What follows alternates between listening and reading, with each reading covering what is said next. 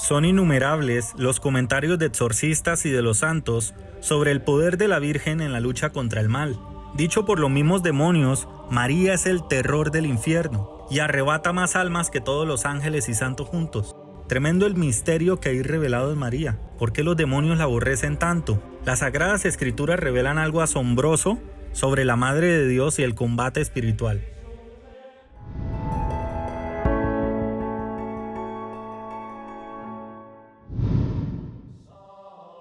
El misterio de la Virgen María y su papel en el plan de la salvación ha sido tan valioso que incluso fue oculto al príncipe de este mundo. Eso lo menciona San Ignacio de Antioquía, que fue uno de los discípulos del apóstol Pablo y del apóstol Juan.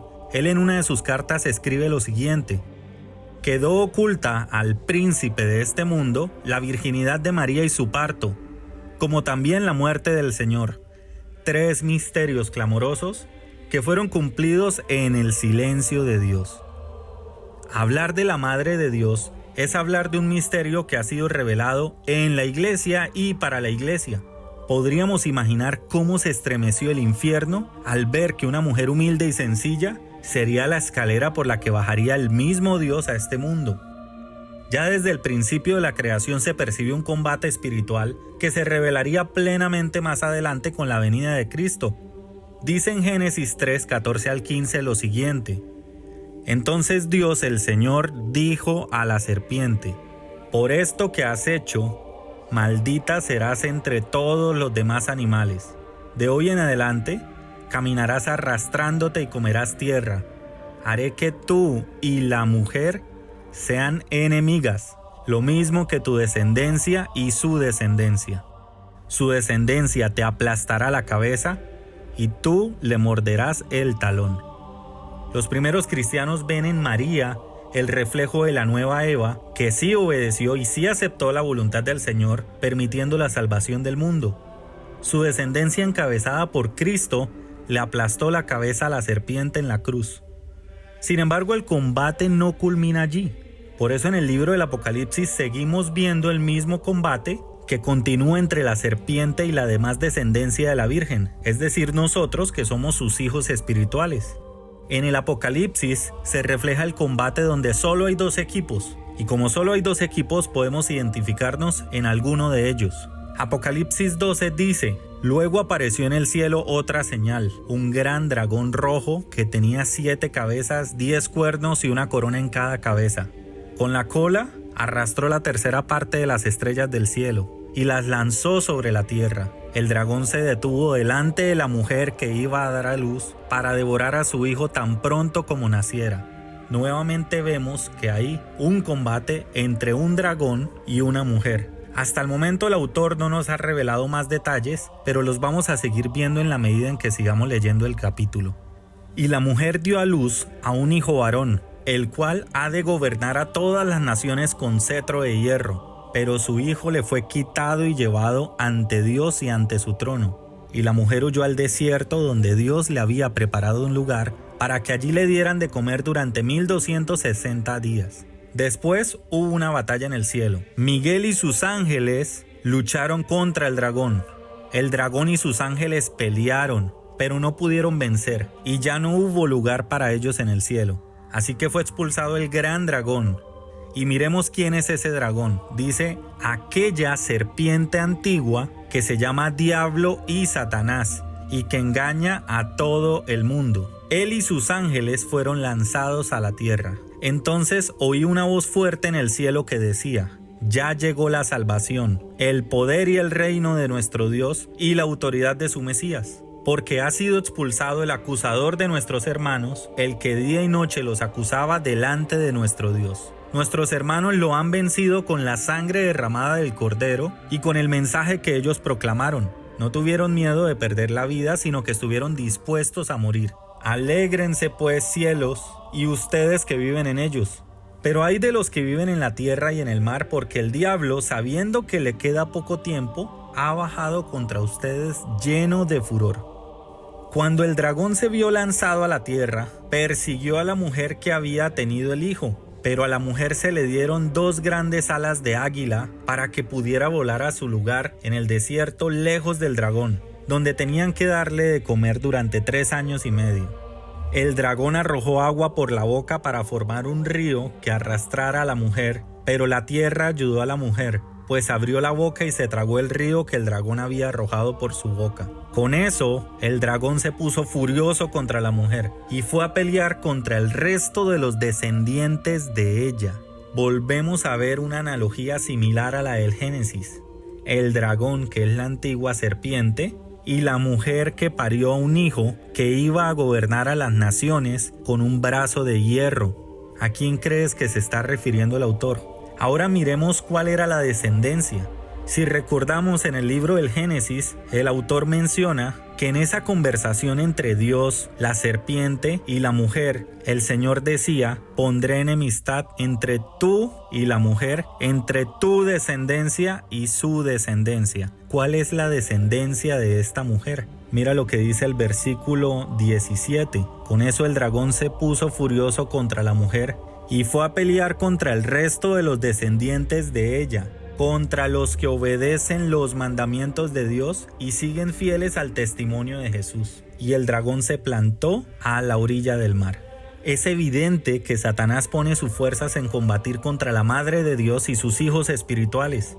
Los hijos del Señor que obedecen sus mandamientos son los descendientes de María, son los descendientes de la mujer. Es lamentable la situación de muchos que se hacen llamar cristianos pero no reconocen a la Madre de Dios. La desconfianza hacia la Virgen y el alejamiento de ella son herramientas diabólicas para alejar a los cristianos del batallón celestial. Cuando un león quiere atacar, siempre buscará alejar al más débil de la manada para poder cazarlo. Qué tristeza genera ver cuántos creyentes han sido confundidos por sectas y se han alejado del resguardo de la Virgen María. La Madre de Dios, a la luz de las Escrituras, es la reina que combate cara a cara contra el demonio. Por eso exorcistas como el padre Gabriel Amort siempre decía que la intercesión más efectiva contra las posesiones es invocar a la Virgen María. Menciona en una de sus entrevistas que una vez le preguntó al demonio que por qué le asustaba más invocar a la señora que cuando invocaba al mismo Jesús, y el demonio le contestó que le humillaba más ser derrotado por una criatura humana que ser derrotado por el mismo Dios, menciona el sacerdote. Es decir, como católicos vemos en María un refugio contra el mal, no porque pensemos que sea superior a Dios, sino que por su humildad Dios la ha llenado de su gracia y puso sus ojos en ella. Esto es lo que los primeros cristianos después de décadas le contaron, por ejemplo, a San Lucas, y él lo pudo escribir. Y nos deja un relato en Lucas 1, 46 al 50, donde dice: dijo María: mi alma magnifica al Señor y exulta de júbilo mi espíritu en Dios, mi Salvador, porque ha mirado la humildad de su sierva. Por eso todas las generaciones me llamarán bienaventurada, porque ha hecho en mí maravillas el Todopoderoso, cuyo nombre es santo. Su misericordia se derrama de generación en generación sobre los que le temen. Definitivamente Dios nos ha dado a la iglesia no solamente una madre, sino una gran protectora de los cristianos. San Efrén el Sirio solía llamar a la devoción a María como la carta de libertad o salvoconducto para librarse del infierno. En cierta ocasión, el santo cura de Ars también relata en sus sermones que interrogó a un poseso y le preguntó: ¿te posesionarás tú de nuestro país? Y él le contestó: no puedo hacerlo porque esa señora que ustedes llaman Virgen María se pasea de norte a sur y de occidente a oriente impidiéndome actuar. Acuérdate de esto, María es el terror del infierno. El padre Amort también decía que durante el exorcismo, el demonio muchas veces gritaba: ella me enfurece porque es la más humilde de todas las criaturas y porque yo soy el más orgulloso, porque ella es la más pura de todas las criaturas y yo no, porque ella es la más obediente a Dios y yo soy el más rebelde. Es evidente que la compañía de la Madre de Dios es un gran auxilio para los creyentes. Multitud de poseídos han quedado librados tras la invocación de la Santísima Virgen María. San Anselmo dice que ella se adelanta a ayudar a los que desean su protección. Es tan grande la protección y liberación que han experimentado los santos que se nos iría mucho tiempo mencionando todas las obras, los poemas, las canciones que brotan de un amor puro y una devoción genuina.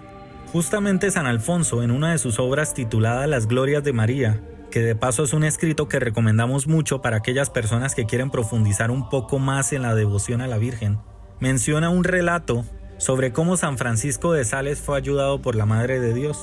Tenía el santo unos 17 años, dice San Alfonso, y se encontraba en París dedicado al estudio y entregado al santo amor de Dios, disfrutando de dulces delicias de cielo.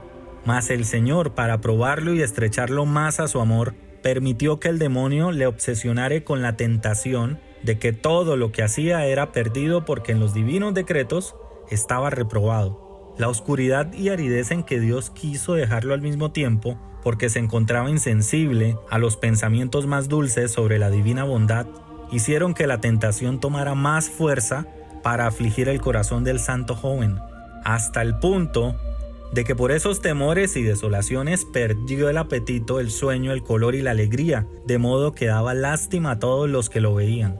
Mientras duraba aquella terrible tempestad, el santo joven no sabía concebir otros pensamientos ni proferir otras palabras que no fueran de desconfianza y de dolor. Decía San Francisco de Sales: «Oh Virgen Madre de Dios, la más hermosa de todas las hijas de Jerusalén, ¿es que no te he de ver en el paraíso? Al menos no permitas que yo vaya a blasfemar y maldecirte en el infierno». Estos eran los tiernos sentimientos de aquel corazón afligido y enamorado de Dios y de la Virgen. La tentación duró un mes, pero al fin el Señor se dignó a librarlo por medio de María Santísima, la consoladora del mundo, a la que el santo había consagrado su virginidad y en la que afirmaba tener puesta toda su confianza. Entretanto, una tarde, yendo hacia casa, vio una tablilla pegada al muro. La leyó y era la siguiente oración: «Acordaos, piadosísima María, que jamás se ha oído decir que ninguno de los que han acudido a ti se haya visto por ti desamparado».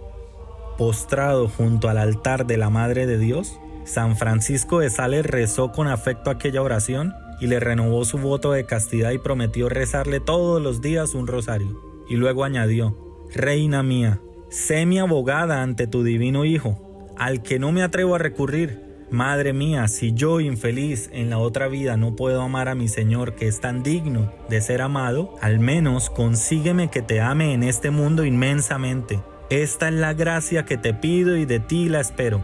Así rezó a la Virgen y se abandonó por completo en brazos de la divina misericordia, resignado completamente a la voluntad de Dios. Pero apenas había concluido su oración, en un instante la Virgen le libró de la tentación, recuperó del todo la paz del alma y la salud corporal, y siguió viviendo devotísimo de María, cuyas alabanzas y misericordias no cesó de anunciar en predicaciones y libros toda su vida.